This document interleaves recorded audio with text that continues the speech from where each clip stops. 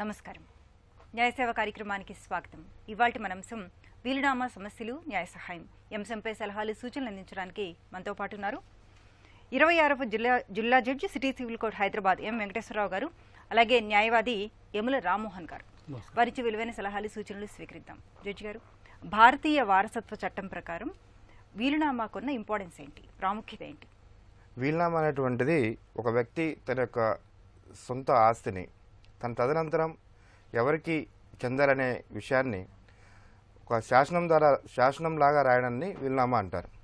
అంటే ఒక వ్యక్తి ఏం చేస్తారంటే తన ఆస్తి ఉన్నప్పుడు ఏ వీలునామా రాయకుండా చనిపోయినట్లయితే తర్వాత వారసులు కొట్టుకునే అవకాశం ఉంది. కాబట్టి ఆ తగాదాలను తగ్గించడం కోసం తన ఆస్తిని తను ఎవరెవరికి ఎలా పంచాలనే విషయాన్ని తను రాయడం జరుగుతుందన్నమాట. దాన్ని వీలునామా అంటారు. దాని చట్ట ప్రకారంగా అది విలువైనది అనమాట. వీలునామా అనేటువంటిది ఏంటంటే దానికి ఒక తెల్ల కాగితం మీద రాస్తున్నా కానీ చెల్లుతుంది. మన ఇండియన్ సక్సెషన్ యాక్ట్ ప్రకారంగా ఖచ్చితంగా ఏం చేయాలనంటే ఇద్దరు సాక్షుల ముందు మనం వీలునామా రాసినట్లయితే చెల్లుబాటు అయ్యే అవకాశం ఉంది. వీలునామా అనేటువంటిది రాసుకున్నట్లయితే భవిష్యత్తులో ఎటువంటి తగాదాలు లేకుండా ఎటువంటి ఇది లేకుండా వాళ్ళు ఆస్తిని పంచుకోవడానికి వీలుగా ఉంటుంది అనమాట. ఓకే, అలానే వీలునామా అనే రిజిస్ట్రేషన్ తప్పనిసరి అండి? వీలునామాకి రిజిస్ట్రేషన్ అంటే తప్పనిసరి కాదండి. తెల్ల కాగితం మీద రాసుకున్నా కానీ ఆ వీలునామా అనేటువంటిది చెల్లుతుంది. ఓకే, ఒకవేళ రిజిస్ట్రేషన్ చేయించారనుకోండి వీలునామాని, ఆ తర్వాత రాసే వీలునామా చెల్లుతుందా, ముందు రాసిన వీలునామా చెల్లుతుందా అండి? ఎప్పుడైనా సరే రిజిస్ట్రేషన్ చేయించారా చేయించలేదు అనేటువంటిది ఇమ్మెటీరియల్ అండి. అది ఇంపార్టెంట్ కాదు. చివరి వీలునామా, వీలునామాకు ఉన్న గొప్ప విషయం ఏంటంటే ఎన్ని వీలునామాలని రాయొచ్చు, కానీ చనిపోయినాడికి ముందు చివరి వీలునామా ఏదైతే రాస్తారో అది ఖచ్చితమైన వీలునామా అవుతుంది. అది అమల్లోకి వస్తుంది.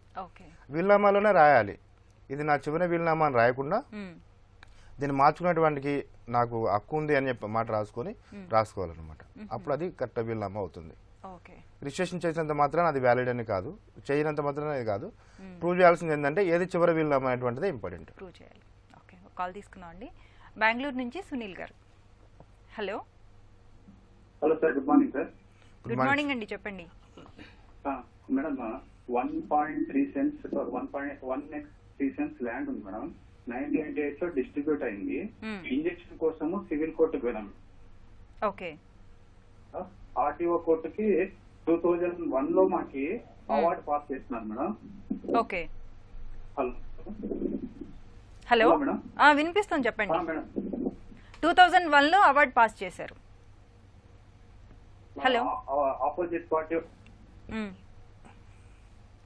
సునీల్ గారు వినిపిస్తుంది, చెప్పండి. మేడం 2001 లో అవార్డు పాస్ చేశారు మేడం. ఆ ల్యాండ్ ఎవరిదండి? మాదే మేడం. ఆపోజిట్ వాళ్ళది ఫేక్ పాస్బుక్ అని చెప్పేసి. హలో చెప్పండి, వినిపిస్తుందండి. ఆపోజిట్ వాళ్ళ ఫేక్ పాస్బుక్, మాదే జినైన్ ల్యాండ్ అని చెప్పి మాకు అవార్డు పాస్ చేశారు మేడం. మేము కేసులో ఓఎస్ నడుస్తుంది. ఎక్స్ మావోయిస్ట్ దాంట్లో ఉండడం వల్ల ఆపోజిట్ పార్టీ మాకు బలవంతంగా లోక్ అదాలత్ చేయించారు మేడం. మరి వాళ్ళు 2011 లో వాళ్ళ చెప్పండి ల్యాండ్ వాళ్ళకి 18 సెంట్స్ ల్యాండ్ వాళ్ళకి, దాంతో పాటు 50 సెంట్స్ ల్యాండ్ మాకను. 2011 లో వాళ్ళు కోర్టుకు పోయినారు, కాంపన్సేషన్ కావాలా.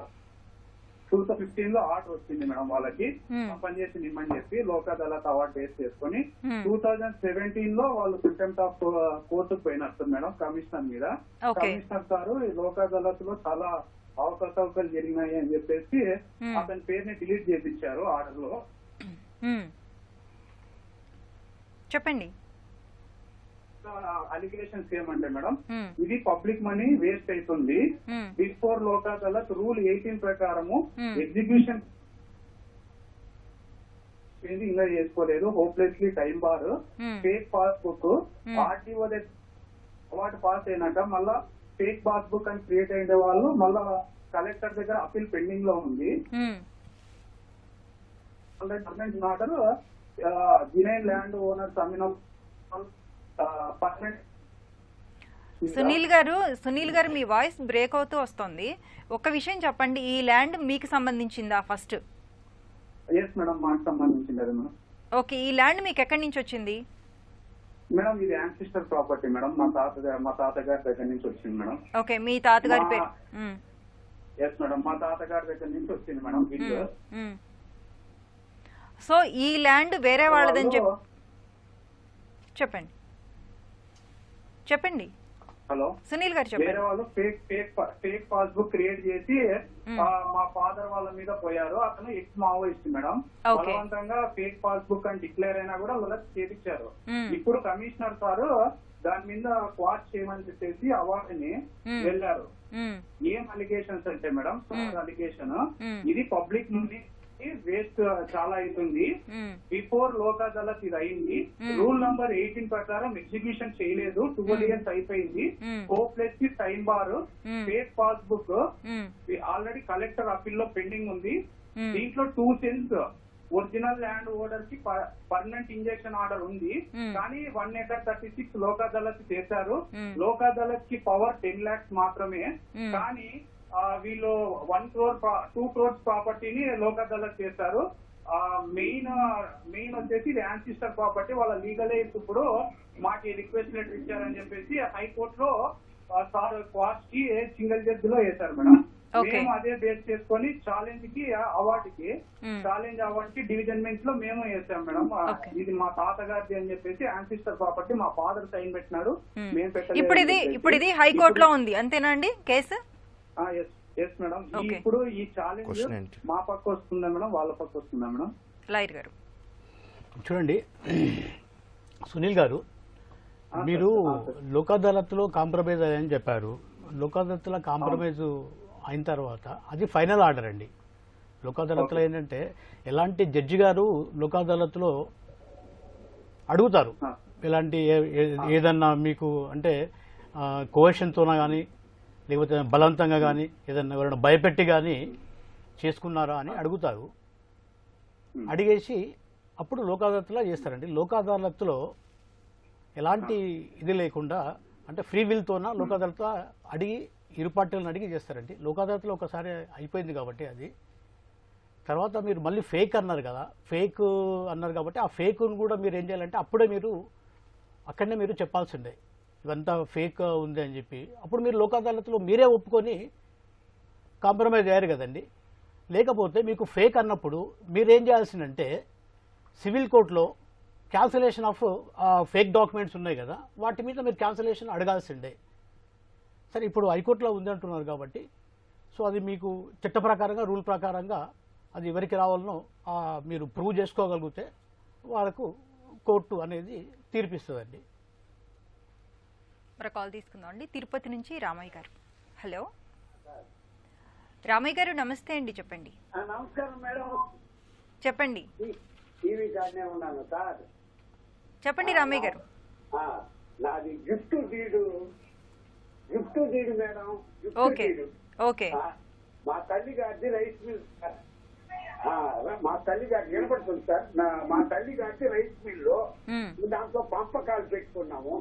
మా తల్లి తండ్రికి మా తమ్ముడికి నాకు మా చెల్లెళ్ళకి రిజిస్టర్ అయిపోయింది మేడం. 2002లో డబ్బు కూడా కట్టేశాను. నేనే కొనుగోలు చేశాను. డబ్బు కూడా కట్టేశాను అందరి భాగాలు. ఆ రిజిస్టర్ సమయంలో ముందుగానే తీసుకునేశారు. అందులో మా తల్లి తండ్రి నేను 10 లక్షలకి వాళ్ళ భాగాలు ఇచ్చేసాను 2002లో. రిజిస్టర్ జరిగే 6 నెలలు ముందే డబ్బు చేరిపోయింది వాళ్ళకి. 6 నెలల తర్వాత 2002లో రిజిస్టర్ చేశాను మేడం. అప్పుడు మా తమ్ముడికి వచ్చిన 30 అంకణాల భాగము A schedule, B schedule, C schedule.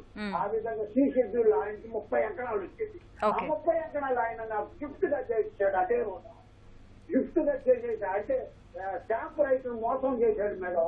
Stamp duty కట్టకుండా గిఫ్ట్ చేసేసాడు కదా. ఆ రోజే చేయిస్తాడు. 6 నెలలు చనిపోయాడు మా తమ్ముడు. రిజిస్టర్ చేసిన 6 నెలలు చనిపోయాడు మేడం. 2002లోనే చనిపోయాడు. 2000 ఏప్రిల్లో ఫిబ్రవరిలో రిజిస్టర్ చేశాడు. జూన్ లో సెప్టెంబర్ లో చనిపోయాడు. ఇప్పుడు సమస్య ఏమొచ్చిందండి మీకు? 2002 నుంచి ఇప్పుడు అనుభవిస్తున్నా. నేనే రైతు మిల్లు డబ్బు కట్టాను కాబట్టి ఇప్పుడు ఏం లేదు మేడం. 2015లో మా అదే మేడం 2015లో మా తమ్ముడు భార్య గిఫ్ట్ డీడు మాకు రావాలా, నా కొడుకు కూతురు మైనర్ అప్పుడు జిల్లా కోర్టులో వేశారు మేడం. 15లో వేశారు.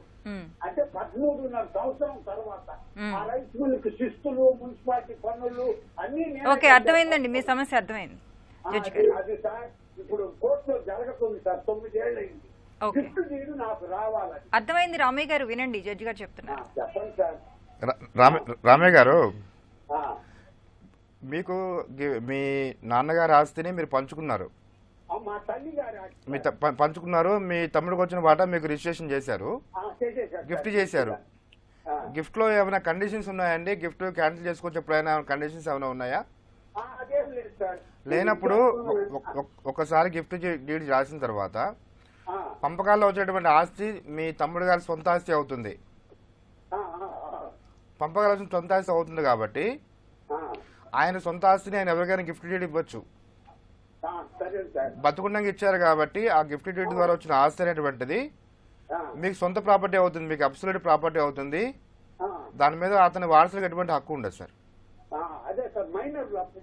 మైనర్లు అయినా కానీ మైనర్లకి పుట్టుకతోటి హక్కు రాదు ఆ తండ్రి ఆస్తిలో. తండ్రి చనిపోయినప్పుడు కనుక ఆస్తి ఉన్నట్లయితే అప్పుడు మాత్రమే వస్తుంది. అదే ఏదైనా అంతే అండి, గిఫ్ట్ డ్యూటీ వచ్చిన ఆస్తిని మళ్ళీ క్యాన్సిల్ చేయడానికి వీల్లేదు. అదే సార్ ఇప్పుడు కోర్టులో ఉంది సార్, నా పరిస్థితి ఎట్లా సార్? కోర్టులో ఉన్నట్లయితే మీరు మీ లాయర్ గారి ద్వారా దానికి సంబంధించి పరిష్కరించడానికి ఆయన ద్వారా మీకు ఉన్న విషయాలన్నీ కూడా ఆయన తెలియజేసినట్లయితే ఆయన కోర్టులో వాదించి మీ యొక్క ఈ యొక్క విషయాన్ని కోర్టుకు తెలియజేస్తారు. చట్ట ప్రకారం అవుతుందండి. ఇప్పుడు అతను భాగానికి ఏమో 3 లక్షలు తీసుకున్నాడు మేడం, 3 లక్షలు తీసుకున్నాడు. అది రాసేటప్పుడు మాత్రం గిఫ్ట్ రాసేశాడు.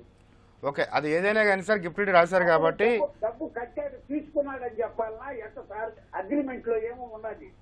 మీకు ఆ గిఫ్ట్ ఎలా ఉందో అలా చెప్పాల్సి వస్తుంది సార్. గిఫ్ట్ గా ఇచ్చాడనే చెప్పాలి సార్. అంతే, గిఫ్ట్ అంటే ఎలా ఉందో అంటే మీరు మొత్తం చెప్పొచ్చు. ఇన్స్టెడ్ అది సేల్ డీడ్ బదులు గిఫ్ట్ డేట్ రాశారు, స్టాంప్ డ్యూటీ తగ్గించడం కోసం చెప్పొచ్చు. మనం డబ్బు కట్టాము ముట్టిందని చెప్పకూడదు సార్. చెప్పొచ్చు తప్పేం లేదు, చెప్పొచ్చు.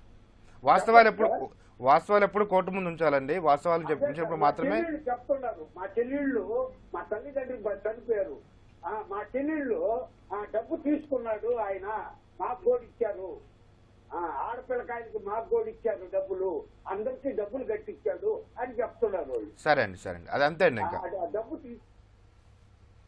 ఓకే, మరో కాల్ తీసుకుందాం అండి. బాపట్ల నుంచి భాస్కర్ గారు.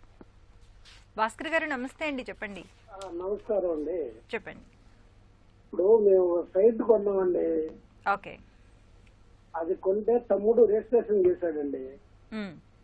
అంటే మీ తమ్ముడి దగ్గర నుంచి కొనుక్కున్నారా? వాళ్ళ అన్నయ్య కొడుకు వచ్చి మాకు కూడా అప్పుందంట వచ్చాడండి. భాస్కర్ గారు 2 లక్షలు ఇచ్చి తర్వాత కేసు కోర్టులో వేశారండి. ఇది వేస్తే మేము కూడా దావా వేసామండి, కౌంటర్ దావా. ఏంటని పొజిషన్ కనుక్కున్నారు సార్. ఇప్పుడు ఆ ల్యాండ్ మీ తమ్ముడి దగ్గర నుంచి మీరు కొనుక్కున్నారు అంతేనా అండి? మా తమ్ముడు కాదండి, మా చుట్టాల అతను తమ్ముడు అన్నదమ్ముల మధ్య గొడవ అయితే మేము కొన్నాం. తర్వాత జరిగిన గొడవని. ఓకే, సో గొడవ ఎట్టా కోర్టులో వాళ్ళు వేసారు దావా, కౌంటర్ దావా మేము కూడా వేసామండి. పొజిషన్ లో మేము ఉన్నాం. ఏంటంటే కొద్దిగా డౌట్. ఓకే, లాయర్ గారు చూడండి భాస్కర్ గారు, మీరు మీ తమ్ముడి గారితో, మా తమ్ముడు కాదండి కొంది, మీ తమ్ముడు గారితో మీరు కొన్నారు, మేము కొన్నామండి. అదే కొన్నారు కాబట్టి కొన్న తర్వాత ఇప్పుడు మీరు సేల్ కన్సిడరేషన్ ఇచ్చారు, తర్వాత రిజిస్ట్రేషన్ మీ పేరు మీద రిజిస్ట్రేషన్ అయిపోయింది. ఒక్కసారి సేల్ కన్సిడరేషన్ ఇచ్చి మీ తమ్ముడు గారితో కొనుక్కుంటే మీకు పూర్తి సర్వ హక్కులు వస్తాయి. మా తమ్ముడు గారు కాదు సార్, కొద్దిగా లైన్ లో.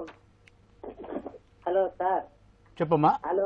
హలో సార్, నేను మాట్లాడుతున్నాను భాస్కర్ ఆవిని. వాళ్ళిద్దరూ ముసలమ్మకి ఇద్దరు కొడుకులైతే ఇద్దరు అన్నదమ్ములకి పనిచేసిన తర్వాత ఆ ముసలమ్మ దగ్గర ఉండే చిన్న కొడుకుది పొలం మేము కొన్నాం. కొన్న తర్వాత పెద్ద కొడుకు కూడా మనవడు వచ్చి మాకు సమానం హక్కు ఉందని డబ్బులు కావాలని వచ్చాడు. ఆమె ఏమంటుంది, పెద్ద కొడుకు పిల్లడు నేను ఇచ్చేసాను, మీ నాన్నకి నీకు మీ నాన్నకి ఎప్పుడు ఇచ్చేసాను, ఇది నా చిన్న కొడుకు వచ్చి ఆస్తి అని అడ్డం తిరిగింది. కాదు నాకు కూడా కావాలని ఆ మనవతో కోర్టుకి ఎక్కుతానని అడ్డం తిరిగాడు. మనం డబ్బులు ఇచ్చాం వాళ్ళకి. ఆమెకి రిజిస్టర్ చేయమ్మా మాకంటే నాకే డబ్బులు మొత్తం ఇచ్చేనే నేను చేస్తానంటుంది వాళ్ళ చిన్న కొడుకు ఆమె. ఆయన ఏమన్నా పెద్ద కొడుకు కొడుకున్నా మాకు కూడా ఇవ్వాల్సింది, ఎక్కడ పంచింది, నేను పెద్ద కొడుకు పిల్లవాడిని, నా మనవడిని నాకు వస్తుంది అని అంటున్నాడు. అయితే మేమంటున్నాము, మనవడే కమ్మా నీ పెద్ద కొడుకు కొడుకుగా, తనకు కూడా కాచి ఇవ్వు, రెండు వంతులు నువ్వు తీసుకో, ఒక వంతు ఆంచి ఇవ్వు, ఆయనకి ఇవ్వని చెప్తాను. అలా కాదు, వాళ్ళ ఆస్తి వాళ్ళకి ఈనాడు ఇచ్చాము కాబట్టి ఇది మొత్తం నాకే, నా చిన్న రావాలి అని అంది.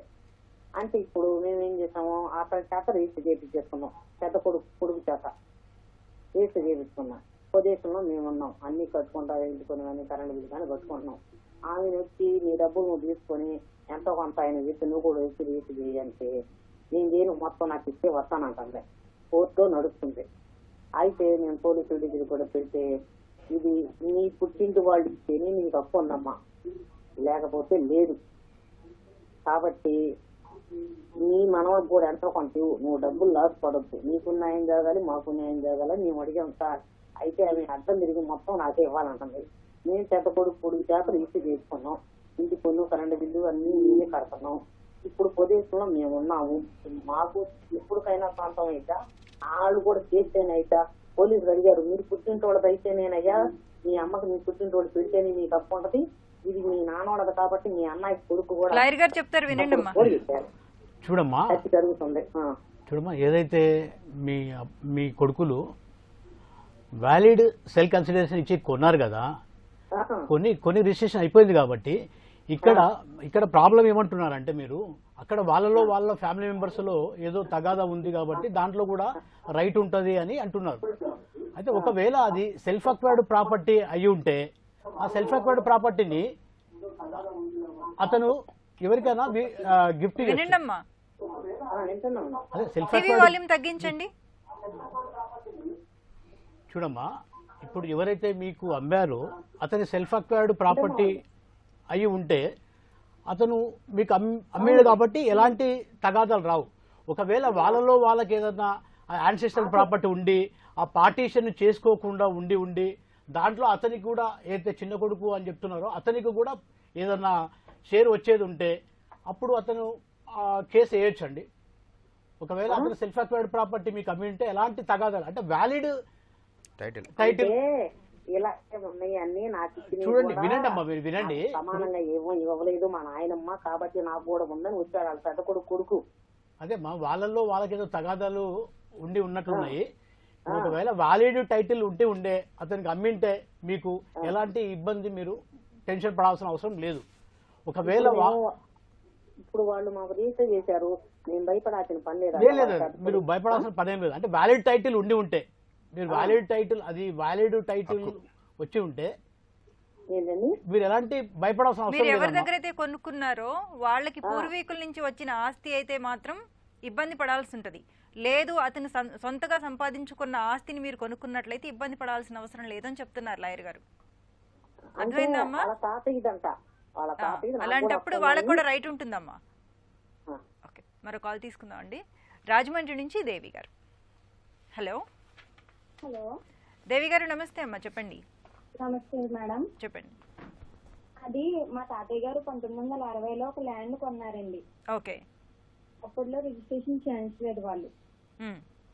1972లో ఇల్లు కట్టుకొని దానికి పంచాయతీలో పర్మిషన్ తెచ్చుకొని ఇల్లు కట్టించుకున్నారు. ఓకే.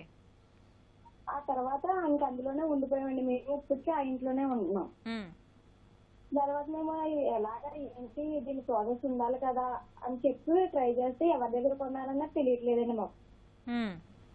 మా చెప్పడానికి మా తాతయ్య గారు లేరు. మా నాన్నగారు కనుక్కుంటే ఎవరో భద్రత అక్షయమ్మ గారికి వాళ్ళ పుట్టింటి నుంచి స్థలాలు ఇస్తారు కదండి, అవును, పసుపు కుంకుమ కింద భూమి ఇచ్చారు, ఆ భూమి మనకు అమ్మారంట అని చెప్పారండి. ఆవిడ ఉన్నారా అని చెప్పి ఎంక్వైరీ చేస్తే ఆవిడ ఇప్పుడు సమస్య ఏంటమ్మా?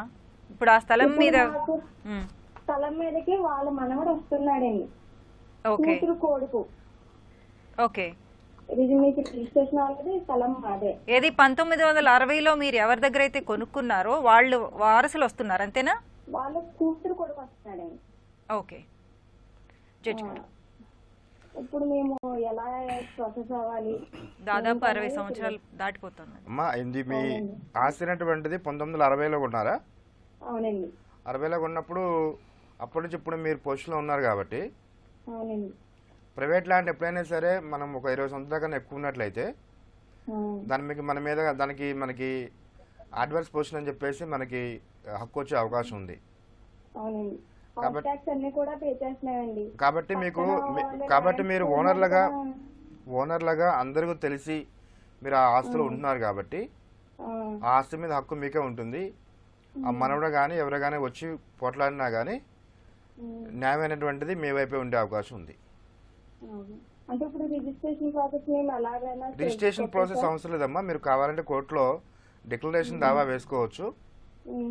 డిక్లరేషన్ దావా వేసుకున్నట్లయితే కోర్టు వారు డిక్లేర్ చేస్తారు ఆస్తి మీ సొంతమే అని చెప్పేసి, దాని మీద మీకు హక్కు ఉందని చెప్పేసి దాని మీద మీరు హక్కు పొందొచ్చు. మరి కాల్ తీసుకుందాం అండి. కృష్ణకుమార్ గారు. హలో హలో కృష్ణకుమారి గారు చెప్పండి. మేడం నా పేరు కృష్ణకుమారి మేడం. అయితే మేము మా నాన్నగారికి 2 ఆడపిల్లలు మేడం. అంటే మాకు భూమి ఉంది మేడం, 1 ఎకరం భూమి, 3 ఎకరాలు ఉంటే 2 ఎకరాలు పూర్వం పోకండి చెప్పేసి తను, అంటే అది కూడా మా పెద్ద నుంచి వచ్చిన ఆస్తే మేడం, 100 సంవత్సరాల నాటి పూర్వీకుల ఆస్తి. అయితే ఈ ఎకరం పట్టా భూమి మేడం. అయితే మేమేం చేసాము, మా 2 ఆడపిల్లలకి పనిచేశారు మేడం. కాకపోతే దానికి ఎలాంటి అగ్రిమెంట్లు ఏమీ చేసుకోలేదు తండ్రి కదా అనేసి. అయితే మా నాన్నగారు ఏం చేశారంటే అది రిలేషన్షిప్ పెట్టుకొని అది వేరే ఆవిడకి 1 ఎకరం రాసిచ్చాడు మేడం. 1 ఎకరమేమో బినామీగా నేను అమ్ముకున్నాను, నాకు అప్పులు అయ్యాయి అని చెప్పేసి మేడం. కానీ అదంతా రాంగ్ మేడం. మాకు పెట్టాలని చెప్పేసి వేరే వాళ్ళ పేరు మీద ఇలా పెట్టేశాడు మేడం. అయితే కోర్టులో కూడా వేసాము. ఇప్పుడు 4 సంవత్సరాలు అవుతుంది. దానికి ఎలా ఏంటి అది మా తాతయ్య వాళ్ళ నుంచి పూర్వం నుంచి వస్తుంది మేడం ఆస్తి. మీ నాన్నగారు ఉన్నారమ్మా ఇప్పుడు? ఉన్నారు మేడం. ఓకే లాయర్ గారు చూడమ్మా కృష్ణకుమారి గారు, మీరు ఏదైతే యాన్సిస్ట్రల్ ప్రాపర్టీ అని చెప్పారో యాన్సిస్ట్రల్ ప్రాపర్టీలో పార్టీషన్ అది చేసుకోలేదు కాబట్టి ఇప్పటికి కూడా మీ ఇద్దరికి మీ ఇద్దరు సిస్టర్కు రైట్ ఉంటుందండి. అది ఒకవేళ మీ ఫాదర్ మీరు అన్నారు ఏం చెప్పారంటే 1/2 ఎకరం 1 ఎకరము ఎవరికో చేశారు అని చెప్పారు కదా. ఒకవేళ అతన్ని షేర్గానా ఏదన్నా చేసి ఉంటే, అంటే యాన్సిస్ట్రల్ ప్రాపర్టీ కాబట్టి పార్టీషన్ ఏదైనా జరగలేదు కాబట్టి అతని షేర్ వరకు ఏదన్నా చేసి ఉంటే అది వ్యాలిడ్ అవుతుందండి.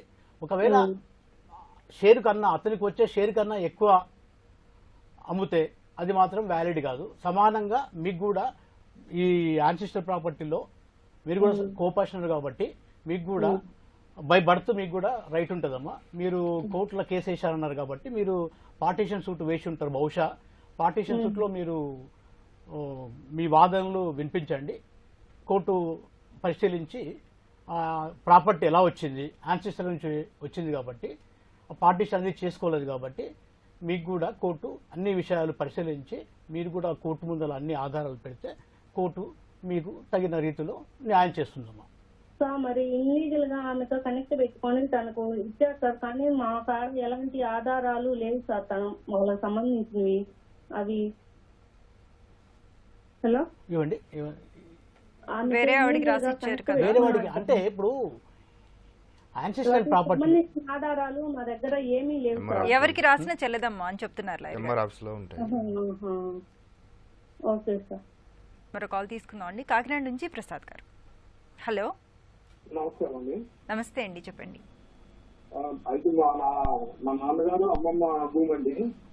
ఓకే. అయితే నాన్నమ్మ గారు అమ్మమ్మకి ఒకటే కూతురండి. ఓకే. ఆ కూతురికి రాశారండి మా నాన్నమ్మ గారు అమ్మ.